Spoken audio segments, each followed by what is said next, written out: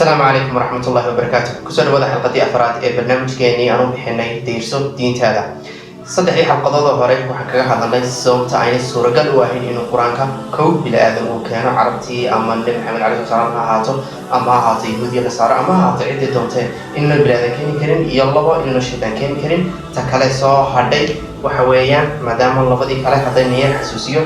بلوغي كواد مثلا بلا بلا حنري صدق عم بصورة قال إنه القرآن قيمته إنه كإماته بلا آدم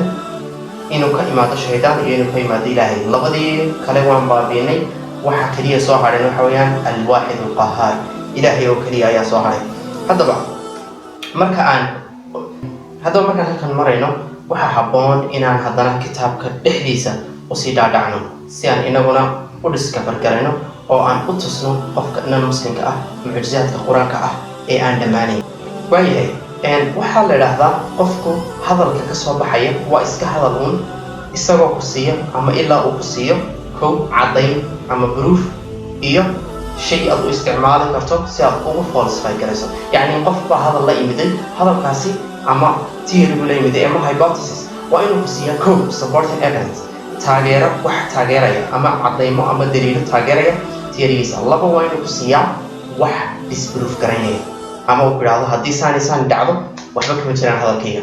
قرآنكم سبحان الله إسنا ساسو أيوب بيمده مركا ما دام أن يمكن ساسو دعونا alternative إسكي كله قرآنك دحديثة challenge أو صوبا دقي عن سلايا هروح حنسو دعونا قرآنكم إنا وإلهي كلنا ترتمي عربتا أو حاجة سوغانتا كدبنا أي عربتا معجز أو نقضي صدرتنا أي كقط كاتي إن قرآنك إن وأقبلان معجز إلهي ين كتاب من عند الله يهم ويان إن السكرة أي كقط كاتي عربتنا صور دعونا سمعتم waxaan joognaa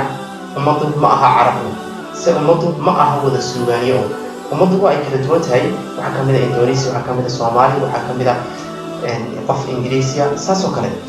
dadkaas maxaa quraanka laftigiisa u kala tartamay ama se quraanka maxaa uu soo bandhigay labo ayaan ka eegi doonaa xalqadan maanta iyo xalqada soo socota insha Allah taala labadaas waxa weeyaan waa kow waxyaabaha predictions-ka ah ama saadaasha ah ee uu quraanku bixiyay kuwaas oo ah dhacay oo taariikhdu xustay يعني وحياة بدنا predictions القرآن كبيرة سلا حتى إذا فتح يأجوج وماجوج أو أن لجارين أي جرتا سيكون كهذا دوني ولا جارين تاريخ ذنا أي ريكورد جالسين لبا وحياة معجزات كساينس كأه إقلني كوبيلاتنات يجعلنا نفتلو بالأوجاري كواس ساينس كحلقة دما إن شاء الله تعالى هذا دونا حلقة الماتا وحكى دونا وحياة معجزات كأه داعي وحنا نريد القرآن كوائنه وحنا نريد هذا الكو واسك هذا من إلا لوتصو wax cadayna oo taageeraya oo xujadiisa xoojinaya iyo ilaa lagu tuso wax beeninaya yani lagu tuso yani shaygaas hadii isaas noqoto hadalkaygaas waa been ama hadalkaas waxa kuma jirto quraanku alxamdulillah waa uu ka buuxaa markaan eegi doonana insha Allah taala iyada xaqadeena sideen caadadahay aanan sii dheereen saddex kaliya ayaan ku ekaan doonaa saddexdaasi waxa weeyaan waa kow aan ka bilowno Abi Lahab ilaahay wuxuu yiri suuratu Lahab tabbat yada Abi Lahab wa tab ما أغنى عنه ماله وما كسب سيصلى نارا ذات لهب وامرأته حمالة الحطب في جيدها حبل من مسد سورة وحا أي كسو دكتي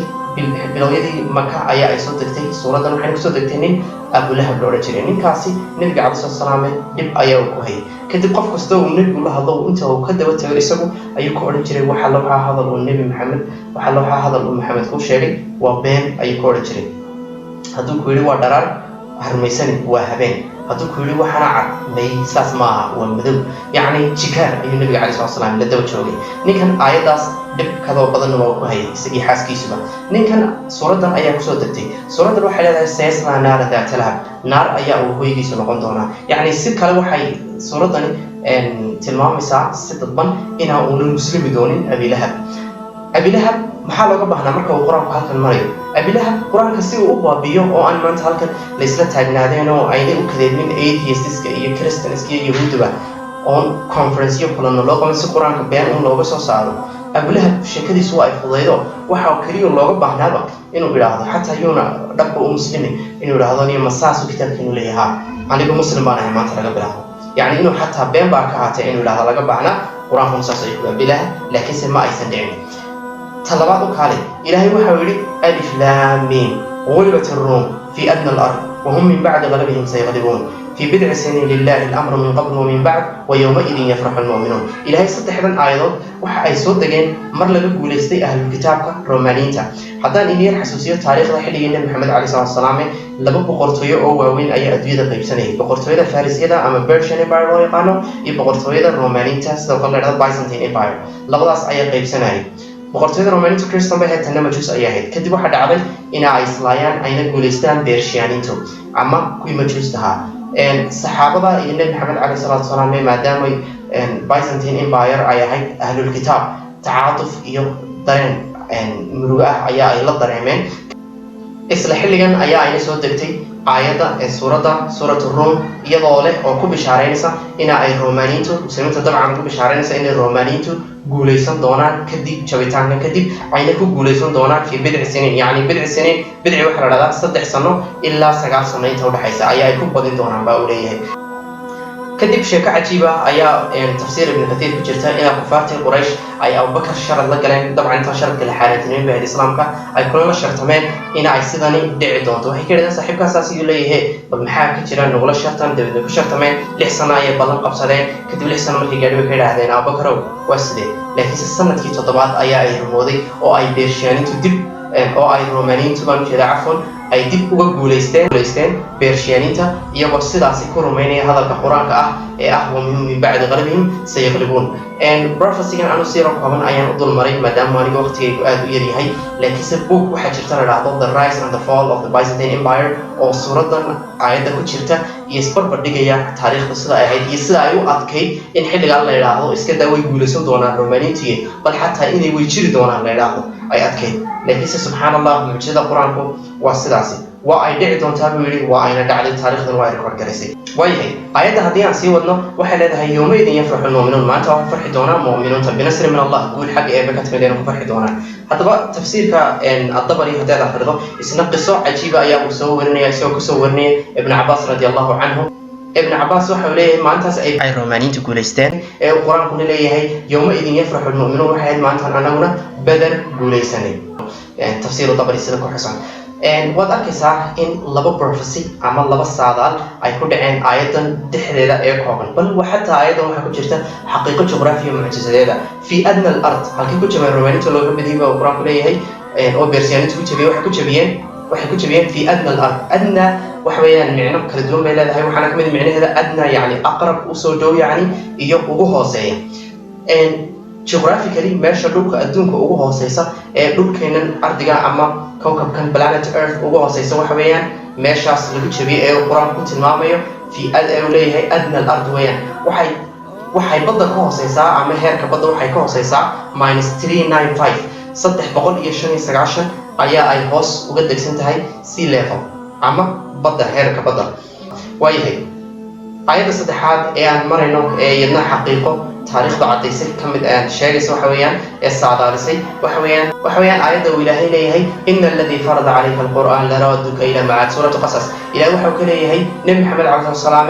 waa uu kugu celin doonaa Ilaahay Maka ayuu ka leeyahay Ilaahay waxa uu ballan qaaday Nabi Maxamed calayhi salaam inuu Maka ku celin doono goor uu ballan qaaday waa xilli aanu Nabi Maxamed calayhi salaam uu la dagaalamay Quraysh oo si fudud jasiiratul Arab soo keeni karaysa sidii ahzaab oo kale ku dhacday waa xilli aanu isagu haysan askar ku filan Nabi Maxamed calayhi salaam xilligan ballanta loo qaaday waa xilli ay adag tahay rajada inaad Maka jabsato Maka dib ula wareegto iska daayeen xaakim ka noqotay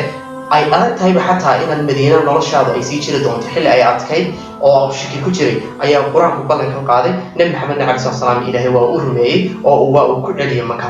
ballanada noocan ah ee Quraanka waa ay buuxaan waa ayna badan yihiin waxaana kamid ah saddexdaas haddaan xabada ka yarta waxa kamid ah Ilaahay waxa uu leeyahay tajidanna shadda an-naasi adawatan lilladheena aamanu al-yahuuda walladheena ashrakuu dadka ugu cadow badan ee aadka u cadowsan doona uu leeyahay Ilaahay muslimiinta iyo mu'miniinta waxa weeyaan yahuud iyo kuwa mushrikiinta ah waan ognahay Quraysh sida u gashay muslimiinta inay xataa crucifixion ku sameyn jirtay buudiinta maanta way naga arkaysay boorma u galayaan Falastiiniya intaasoo sano haysta ayaa intaasoo maasakar ama madbaxa ka sameeyay dumar iyo ciyaar iyo cid baan u aabiyan sayaa maanta qasayaan yahuud ahayn